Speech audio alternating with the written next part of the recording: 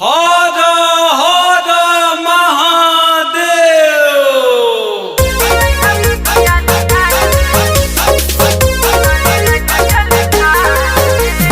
कनक studio आ रहा है।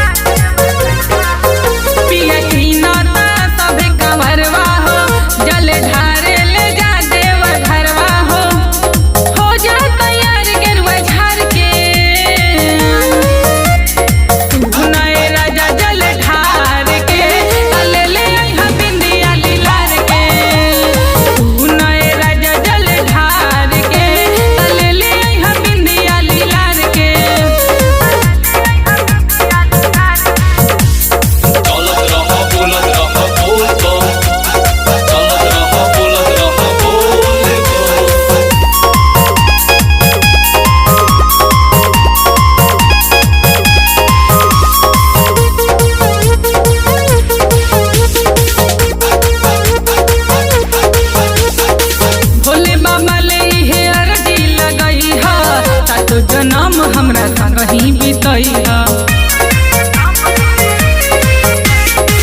भोले बाबा ले हे अरजी लगैया तो जन्म हमरा संगही बितैया